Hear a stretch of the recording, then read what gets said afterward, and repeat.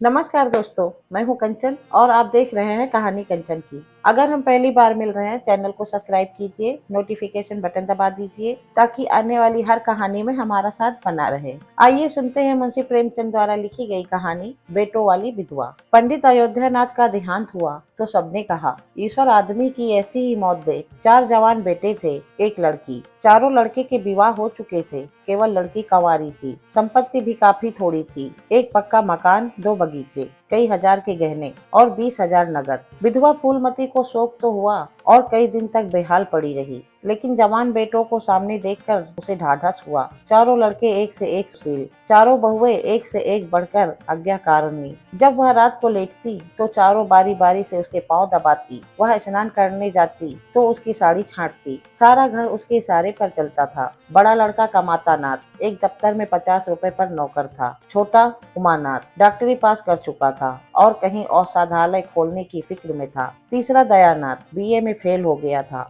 और पत्रिकाओं में लेख लिखकर कुछ न कुछ कमा लेता था। चौथा सीतानाथ चारों से सबसे कुशार्ग बुद्धि और होनहार था और अब की साल की बीए प्रथम श्रेणी में पास करके एमए की तैयारी में लगा हुआ था। किसी लड़के में वह दूषण, वह छैलापन, वह लुटाऊपन न था जो माता पिता को जलाता और कुल मर्यादा को डुबाता है। फूलमती घर की मालकिन थी। गौ की कुंजिया बड़ी बहू के पास रहती थी। बुढ़िया में वह अधिकार प्रेम न था जो वृद्धजनों में कटु और कलहशील बना दिया करता है, किंतु उसकी इच्छा के बिना कोई बालक मिठाई तक न मंगा सकता था। संध्या हो गई थी। पंडित को मरे आज 12वां दिन था। कल तेरही है, भरम भोज होगा, बिरादरी के लोग निमंत्रित होंगे, उसी की तैयारियां हो रही थी। फूलमती अपनी कोठरी में बैठी देख रही थी। पल्लेदार बोरे में आटा लाकर रख रहे हैं, घी के टिन आ रहे हैं, साग भाजी के टोकरे, शक्कर की बोरियां, दही के मटके चले आ रहे हैं। महापात्र के लिए दान की चीजें लाई गई, बर्तन, कपड़े, पलंग, बिछौना, छाते, जूते, छड़िया, लालटेने आदि। किंतु फूलमती को कोई चीज नहीं दिखाई गई। नियम अनुसार से ये सब सामान उसके पास आने चाहिए थे।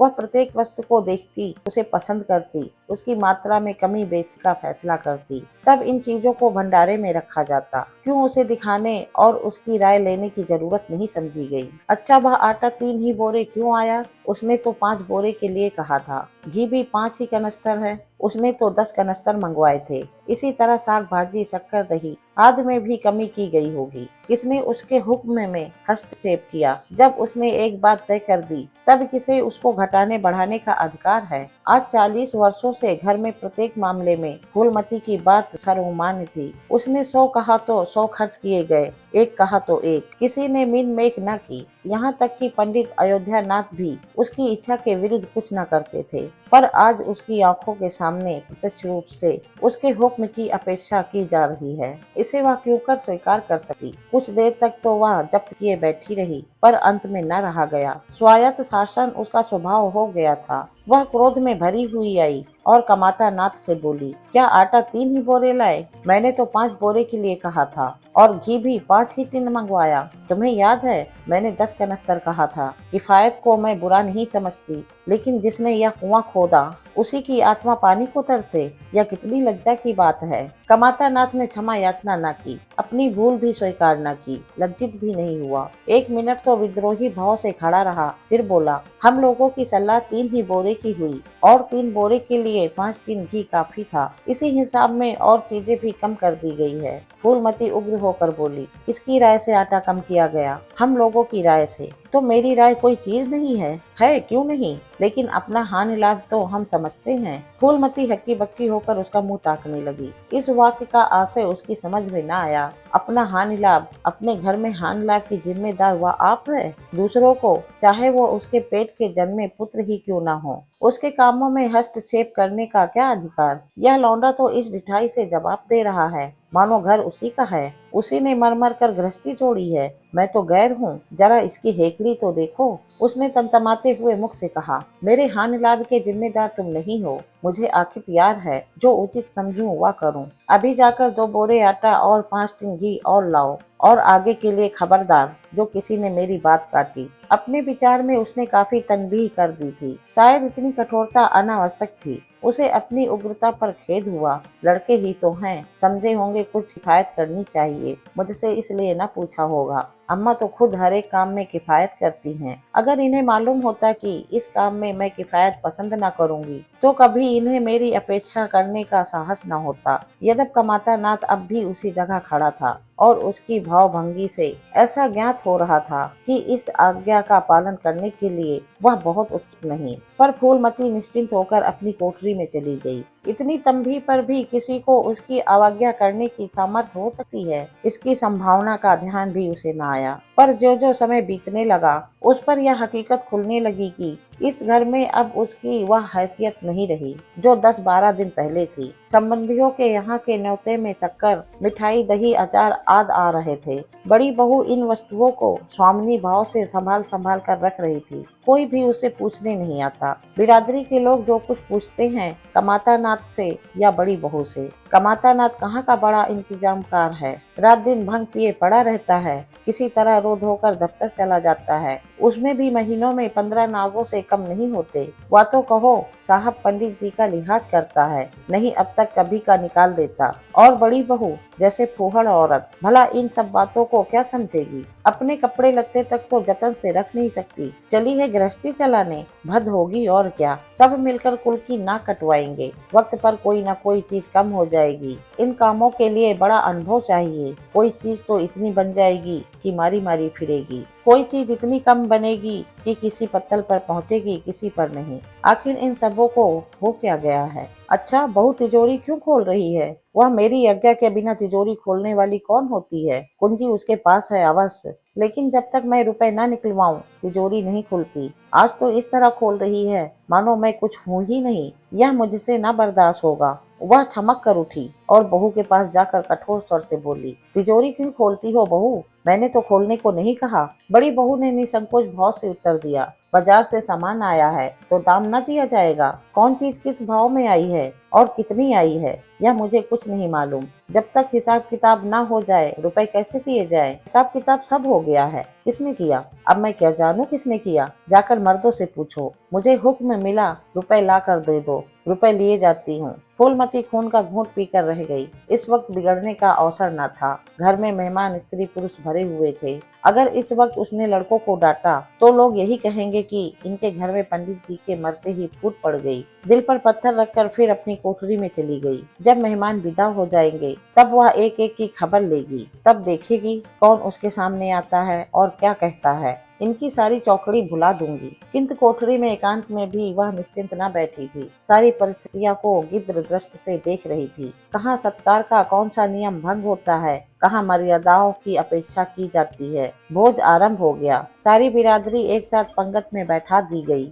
आंगन में मुश्किल से 200 आदमी बैठ सकते हैं। ये 500 आदमी इतनी ही जगह में कैसे बैठ जाएंगे। क्या आदमी के ऊपर आदमी बिठाए जाएंगे। 2 पंगतों में लोग बिठाए जाते तो क्या बुराई हो जाती। यही तो होता कि 12 बजे की जगह भोज 2 बजे समाप्त होता। मगर यहाँ तो सबको सोने की जल्दी पड़ी हुई है। किसी तरह यह बला सिर से टले और चैन से सोए। लोग कितने सटकर बैठे हुए हैं कि किसी को हिलने की भी जगह नहीं। पत्तल एक पर एक रखे हुए हैं। पूरियां ठंडी हो गई है। लोग गरम गरम मांग रहे हैं। मैदे की पूरियां ठंडी होकर चिमड़ी हो जाती हैं। इन्हें कौन खाएगा। रसोइयों को कढ़ाव पर से न जाने क्यों उठा दिया गया। यही सब बातें नाक कटराने की हैं। सहसा शोर मचा। तरकारियों में नमक नहीं। बड़ी बहू जल्दी जल्दी नमक पीसने लगी। फूलमती क्रोध के मारे ओंठ चबा रही थी, पर इस अवसर पर मुंह न खोल सकी थी। नमक पिसा और पत्तलों पर डाला गया। इतने में फिर शोर मचा। पानी गर्म है, ठंडा पानी लाओ। ठंडे पानी का कोई प्रबंध न था। बर्फ भी न मंगाई गई। आदमी बाजार दौड़ाया गया, मगर बाजार में इतनी रात गए बर्फ कहाँ। आदमी खाली हाथ लौट आया। मेहमानों को वही नल का गर्म पानी पीना पड़ा। फूलमती का बस चलता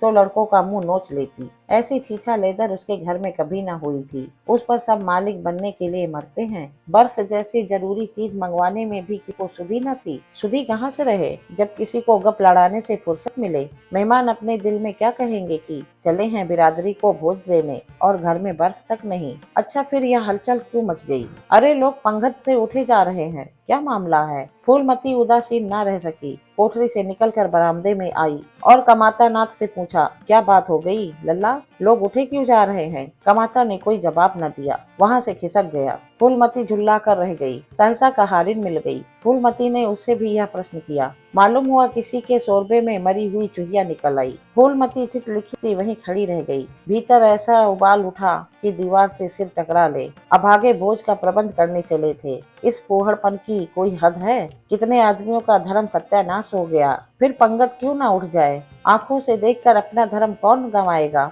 हाँ, सारा किया धरा मिट्टी में मिल गया। सैकड़ों रुपए का पानी फिर गया। बदनामी हुई वह अलग। मेहमान उठ चुके थे। पत्तलों का खाना ज्यों का त्यों पड़ा हुआ था। चारों लड़के आंगन में लज्जित खड़े थे। एक दूसरे को इल्जाम दे रहा था। बड़ी बहू अपनी देवरानी पर बिगड़ रही थी। देवरानी सारा दोष कुमुद के सिर डाल रही थी। कुमुद खड़ी रो रही थी। उसी वक्त फूलमती झल्लाई हुई आकर बोली, मुंह में कालिख लगी कि नहीं, या अभी कुछ कसर बाकी है? डूब मरो, सब के सब जाकर चुल्लू भर पानी में। शहर में कहीं मुंह दिखाने लायक भी नहीं रहे। किसी लड़के ने जवाब न दिया। फूलमती और भी प्रचंड होकर बोली, तुम लोगों को क्या, किसी को शर्म हया तो है नहीं? आत्मा तो इतनी रो रही है जिन्होंने अपनी जिंदगी घर की मर्जाद बनाने में खराब कर दी, उसकी पवित्र आत्मा को तुमने यूं कलंकित किया। शहर में थोड़ी थोड़ी हो रही है, अब कोई तुम्हारे द्वार पर पेशाब करने तो आएगा नहीं। कमाता नाथ कुछ देर तक तो चुपचाप खड़ा सुनता रहा, आखिर झुल्ला कर बोला, अच्छा अब चुप रहो अम्मा, भूल हुई, हम सब मानते हैं, बड़ी भयंकर भूल हुई, लेकिन अब क्या उसके लिए घर में प्राणियों को हलाल कर डालोगी? सभी से भूल होती है, आदमी पछता कर रह जाता है, किसी की जान तो नहीं मारी जाती। बड़ी बहू ने अपनी सफाई दी। हम क्या जानते थे कि बीबी कुमुद से इतना सा काम भी न होगा।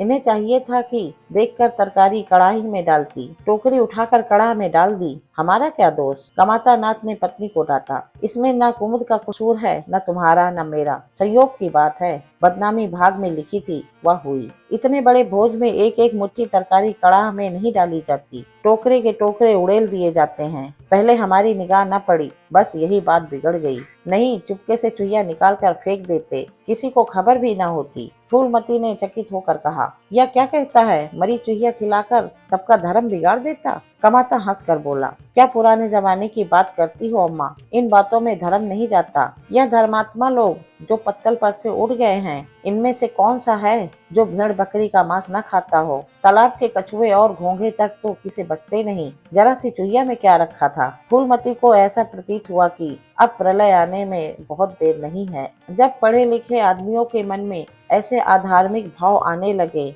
तो फिर धर्म की भगवान ही रक्षा करे। अपना समूह लेकर चली गई। 2 महीने गुजर गए हैं। रात का समय है। चारों भाई दिन के काम से छुट्टी पाकर कमरे में बैठे गपशप कर रहे हैं। बड़ी बहू की षड्यंत्र में शरीक हैं। कुमुद के विवाह का प्रश्न छिड़ा हुआ है। कमाता नाथ ने मसनद पर टेक लगाते हुए कहा, दादा की बात दादा के साथ गई। पंडित विद्वान भी हैं और कुलीन भी होंगे, लेकिन जो आदमी अपनी विद्या और कुलीनता को रुपयों पर बेचे वह नीच है। ऐसे नीच आदमी के लड़के से हम कुमुद का विवाह सेत में भी ना करेंगे। 5,000 तो दूर की बात है, उसे बताओ धत्ता और किसी दूसरे वर्ग की तलाश करो। हमारे पास कुल 20,000 ही तो हैं। एक एक के हिस्से में 5-5 हजार आते हैं। 5,000 दहेज में दे दे और 5,000 नेक न्यौछावर बाजे गाजे में उड़ा दे, तो फिर हमारी बधिया ही बैठ जाएगी। उमानाथ बोले, मुझे अपना औषधालय खोलने के लिए कम से कम 5,000 रुपए की जरूरत है। मैं अपने हिस्से में से एक पाई भी नहीं दे सकता।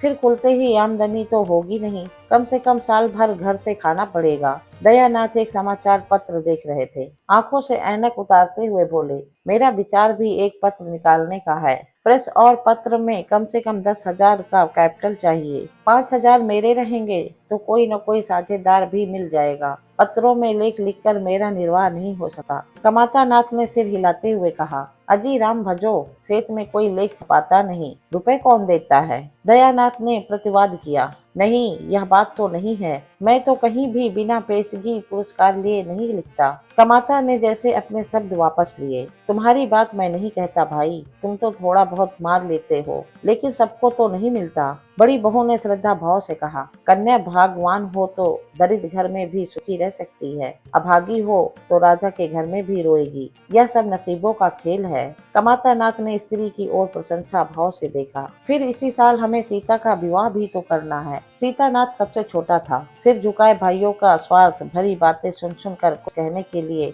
उतावला हो रहा था। अपना नाम सुनते ही बोला, मेरे विवाह की आप लोग चिंता न करें। मैं जब तक किसी धंधे में न लग जाऊंगा विवाह का नाम भी न लूंगा। और सच पूछिए तो मैं विवाह करना ही नहीं चाहता। देश को इस समय बालकों की जरूरत नहीं, काम करने वालों की जरूरत है।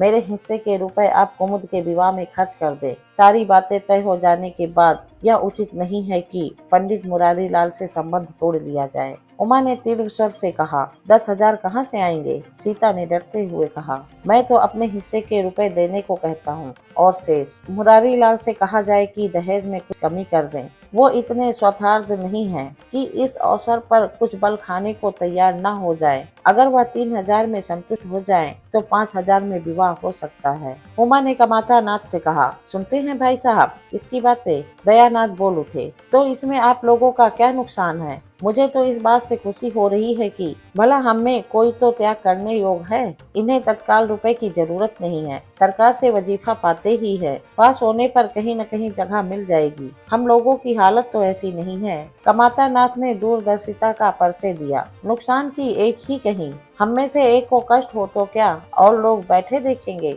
यह अभी लड़के हैं, इन्हें क्या मालूम समय पर 1 रुपया 1 लाख का काम करता है। कौन जानता है कल इन्हें विलायत जाकर पढ़ने के लिए सरकारी वजीफा मिल जाए या सिविल सर्विस में आ जाएं। उस वक्त सफर की तैयारियों में 4-5 हजार लग जाएंगे। तब किसके सामने हाथ फैलाते फिरेंगे? मैं यह नहीं चाहता कि दहेज के पीछे इनकी जिंदगी नष्ट हो जाए। इस तर्क ने सीतानाथ को भी तोड़ दिया। सकुचाता हुआ बोला, हाँ यदि ऐसा हुआ तो बेशक मुझे रुपए की जरूरत होगी। क्या ऐसा होना असंभव है? असंभव तो मैं नहीं समझता, लेकिन कठिन अवश्य है। वजीफे उन्हें मिलते हैं जिनके पास सिफारिशें होती हैं। मुझे कौन पूछता है? कभी कभी सिफारिशें धरी रह जाती हैं और बिना सिफारिश वाले बाजी मार ले जाते हैं। तो आप जैसे उचित समझें। मुझे यहाँ तक मंजूर है कि चाहे मैं विलायत न जाऊँ पर कुमुद अच्छे घर जाए। कमाता नाथ ने निष्ठा भाव से कहा, अच्छा घर दहेज देने से ही नहीं मिलता भैया। जैसे तुम्हारी भाभी ने कहा, यह नसीबों का खेल है। मैं तो चाहता हूँ कि मुरारी लाल को जवाब दे दिया जाए